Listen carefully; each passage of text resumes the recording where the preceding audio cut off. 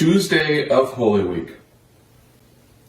Our three gospel passages come from Matthew chapter 22, verses 15 through 22, and Matthew chapter 22, verses 23 through 30 and 33, and Mark chapter 12, verses 28 through 31 and 34b.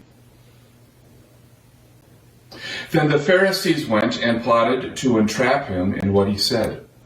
So they sent their disciples to him along with the Herodians, saying, "Teacher, we know that you are sincere and teach the way of God in accordance with the truth, and show deference to no one, for you do not regard people with partiality. Tell us then what you think. Is it lawful to pay taxes to the emperor or not?"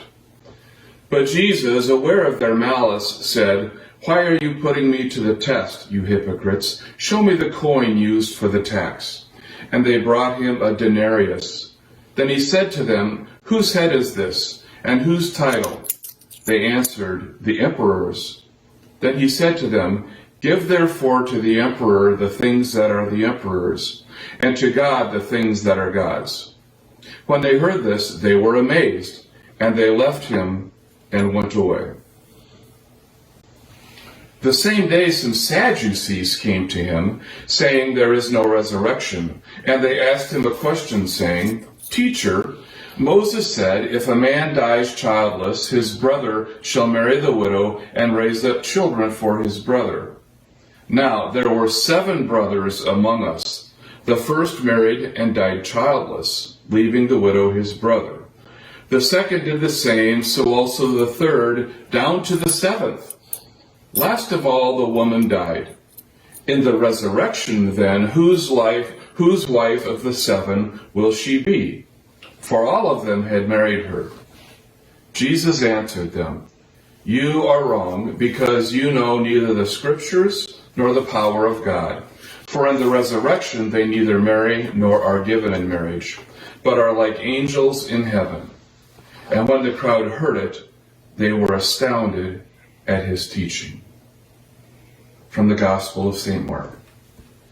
One of the scribes came near and heard them disputing with one another, and seeing that he answered them well, he asked him, "Which commandment is first of all?" Jesus answered, "The first is, Hear, O Israel, the Lord our God, the Lord is one. You shall love the Lord your God with all your heart, and with all your soul, and with all your mind, and with all your strength. The second is this, you shall love your neighbor as yourself. There is no other commandment greater than these." After that, no one dared to ask him any question. It was on a Tuesday that he let him have it. If you had been there, you would have thought that a union official was being taken to task by a group of mobsters, or that the chairman of a multinational corporation was being interrogated by left-wing activists posing as shareholders. They wanted to know why. They wanted to know how. They were respectable men, the influential men, the establishment.